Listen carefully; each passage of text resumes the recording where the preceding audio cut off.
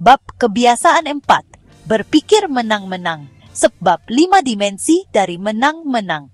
Dalam bukunya The 7 Habits of Highly Effective People, Stephen Covey jabarkan bahwa untuk benar-benar mewujudkan kebiasaan menang-menang, seseorang harus membangun dan menyeimbangkan 5 dimensi utama. Kelima dimensi ini bekerja secara terpadu, bukan terpisah.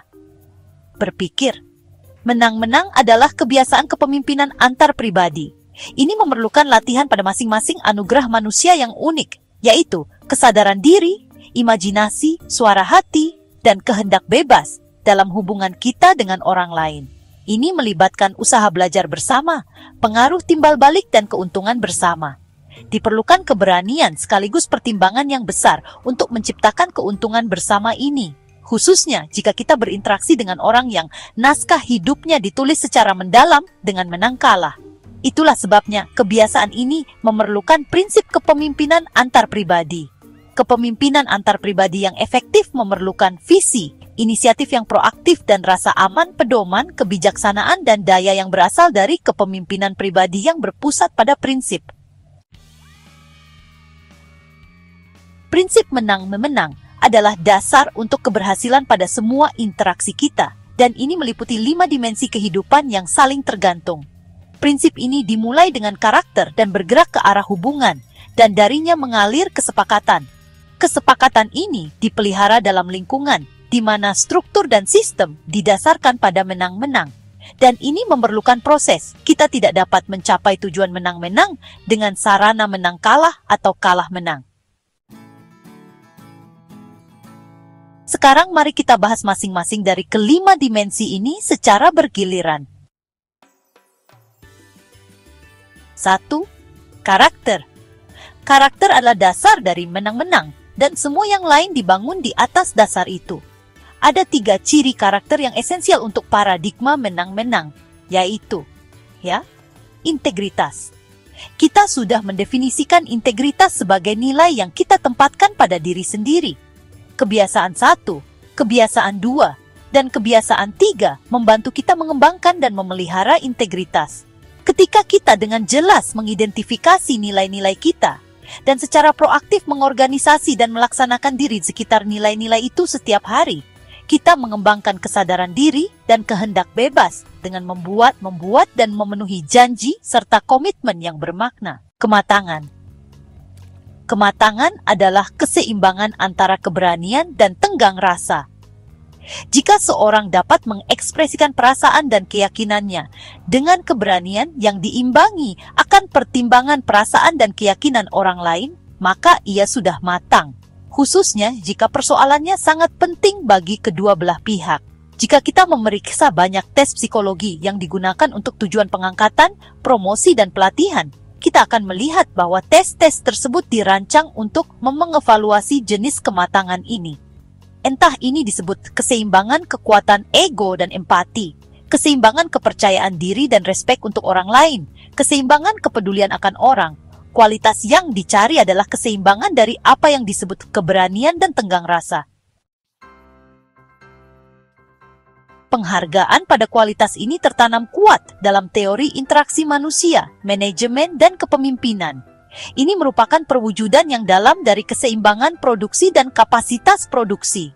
Sementara keberanian mungkin berfokus pada upaya mendapatkan telur emas, maka tenggang rasa berhubungan dengan kesejahteraan jangka panjang pihak-pihak terkait lainnya. Tugas dasar pemimpin adalah meningkatkan standar hidup dan kualitas hidup untuk semua pihak. Break time di Point Zero S, keberanian dan tenggang rasa yang tinggi sama-sama esensial untuk menang-menang. Keseimbangan yang merupakan tanda kematangan yang sebenarnya. Kalau kita memilikinya, kita bisa mendengarkan, kita bisa mengerti dengan empati, tapi kita juga bisa mengkonfrontasi dengan berani. Mentalitas kelimpahan. Ciri karakter ketiga bagi menang-menang adalah mentalitas kelimpahan, yaitu paradigma bahwa ada banyak di luar sana untuk semua orang. Kebanyakan naskah hidup orang ditulisi dengan apa yang disebut mentalitas kelangkaan. Mereka melihat bahwa hidup hanya memiliki sedemikian saja, seolah hanya ada satu kue di luar sana. Dan kalau seseorang ingin mendapatkan potongan yang besar dari kue itu, hal itu berarti lebih sedikit untuk orang lain. Mentalitas kelangkaan adalah paradigma hidup zero sum, yaitu pertambahan pada yang satu berarti pengurangan pada yang lain. Orang dengan mentalitas kelangkaan sulit sekali membagi pengakuan dan penghargaan, kekuasaan atau keuntungan, bahkan kepada orang yang membantu dalam produksi. Mereka juga sulit sekali menjadi benar-benar bahagia atas keberhasilan orang lain. Nyaris seolah sesuatu telah direnggut dari mereka ketika orang lain menerima pengakuan khusus atau rejeki nomplok atau keberhasilan atau prestasi yang mencolok. Sebaliknya, mentalitas kelimpahan mengalir dari nilai diri dan rasa aman pribadi yang mendalam. Ini adalah paradigma bahwa ada banyak di luar sana dan cukup untuk dibagi untuk semua orang. Paradigma ini menghasilkan pembagian prestis, pengakuan, laba, dan pengambilan keputusan. Paradigma ini membuka kemungkinan, pilihan alternatif, dan kreativitas. Kemenangan publik tidak berarti kemenangan atas orang lain. Ini berarti keberhasilan dalam interaksi efektif yang memberikan keuntungan bersama kepada semua pihak yang terlibat. Kemenangan publik berarti bekerja sama, berkomunikasi bersama, membuat segalanya terjadi bersama, yang kan orang-orang yang sama tidak dapat membuatnya terjadi jika bekerja sendiri-sendiri. Dan kemenangan publik adalah hasil pertumbuhan dari paradigma mentalitas kelimpahan. 2.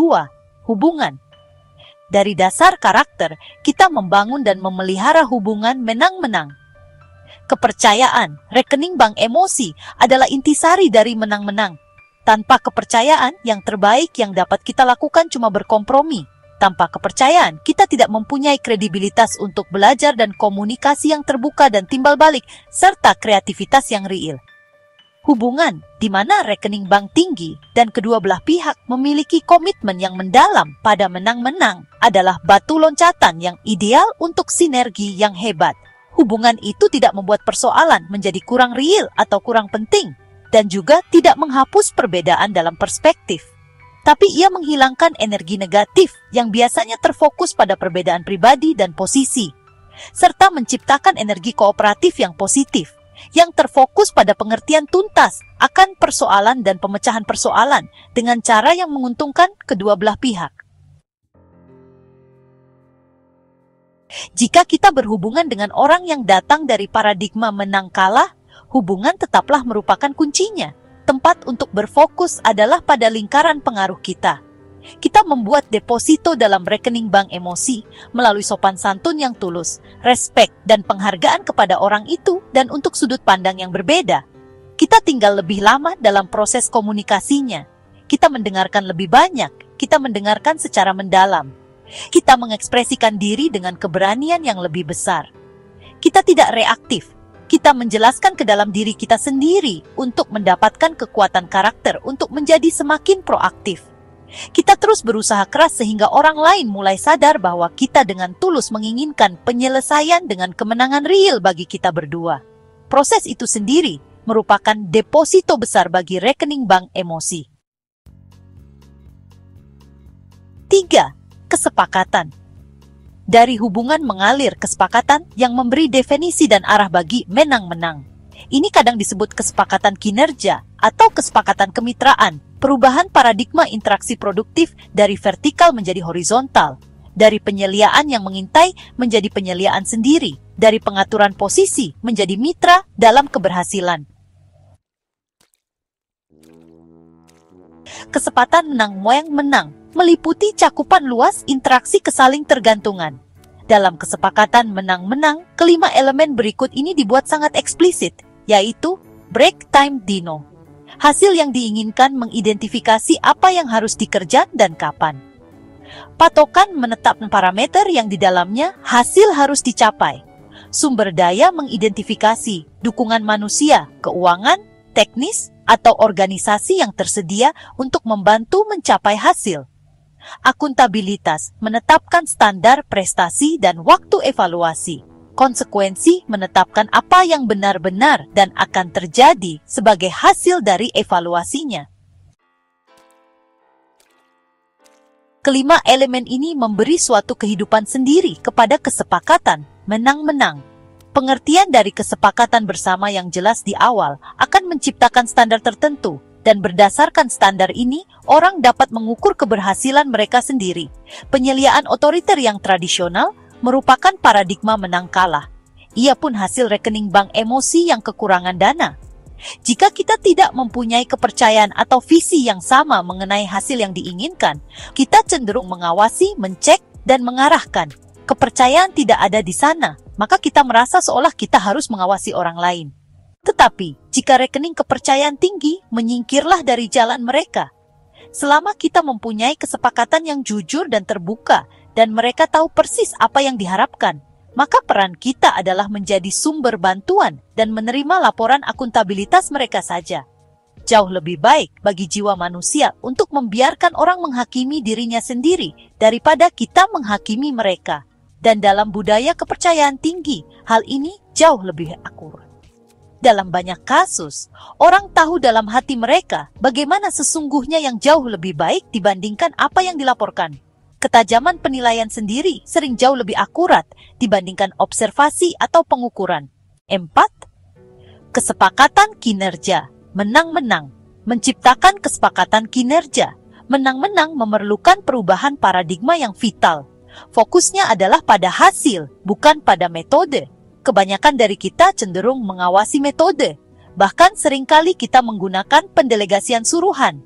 Tapi kesepakatan menang-menang ini benar-benar berfokus pada hasil, memperlihatkan potensi individual manusia yang luar biasa, dan menciptakan sinergi yang lebih besar. Dengan begitu, kita membangun KP dalam prosesnya, bukan hanya berfokus semata-mata pada P. Dengan akuntabilitas menang-menang, orang mengevaluasi diri sendiri.